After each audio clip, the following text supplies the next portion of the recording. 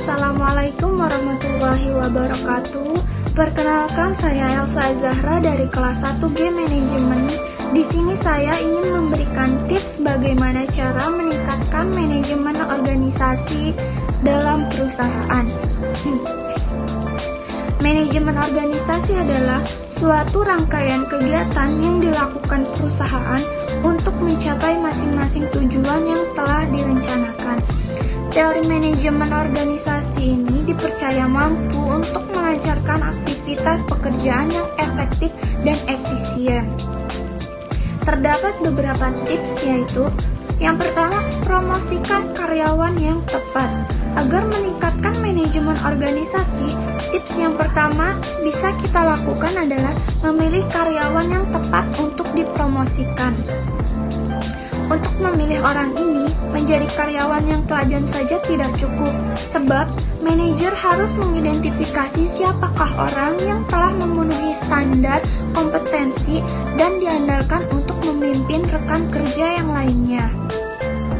Selain memiliki skill utama dalam bekerja, memiliki soft skill seperti keahlian dalam komunikasi, mengelola tim kerja, memimpin dan mengarahkan anggota tim untuk melakukan pekerjaan yang efektif, dapat memutuskan suatu keputusan secara cepat, juga harus dimiliki oleh karyawan tersebut.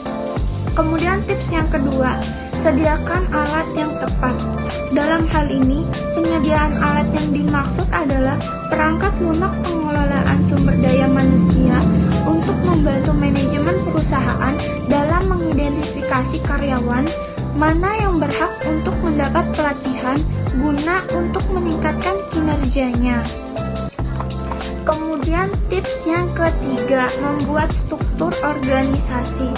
Struktur organisasi dibuat untuk menjelaskan setiap posisi atau kedudukan dari masing-masing karyawan atau manajer. Selain itu, struktur tersebut dibuat agar alur kerja dapat dipahami secara jelas untuk meminimalisir terjadinya kesalahpahaman. Dengan membuat struktur organisasi yang baik dan tepat, dapat meningkatkan produktivitas kerja sehingga meminimalisir terjadinya hambatan dalam birokrasi serta saling menyalahkan satu sama lain yang menyebabkan penurunan kinerja. Kemudian tips yang keempat, menuliskan job description secara jelas. Selain dengan struktur job description dibuat agar setiap masing-masing karyawan memiliki tugas dan tanggung jawab yang harus mereka kerjakan secara jelas. Penulisan ini bertujuan agar karyawan tidak mendapatkan job desk di luar dari tanggung jawab mereka.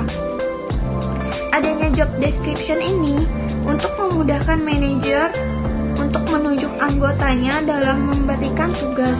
Dengan begitu, karyawan akan lebih biasa mengefisiensi waktu untuk menyelesaikan tugas dan memperbaiki kesalahan, dan lebih banyak waktu untuk memberikan informasi dan pelatihan kerja kepada karyawan. Yang terakhir, ciptakan lingkungan kerja yang nyaman. Tidak dapat dipungkiri bahwa lingkungan kerja yang nyaman dapat membantu para karyawan lebih bersemangat dalam bekerja dan memberikan hasil yang lebih maksimal. Tetapi ada beberapa hal yang harus diperhatikan, seperti saling percaya satu sama lain.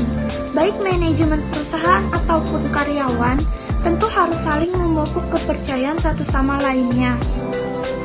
Kepercayaan yang saling dibentuk ini dapat memudahkan perusahaan untuk melibatkan karyawan dalam menjalani tugas penting, dan bagi karyawan akan memudahkan mereka untuk mengajukan pertanyaan kepada atasan tanpa adanya kecanggungan. Kemudian, manajemen diri. Manajemen diri yang baik membuat setiap karyawan dapat memahami tanggung jawabnya sehingga dapat menyelesaikannya dengan baik.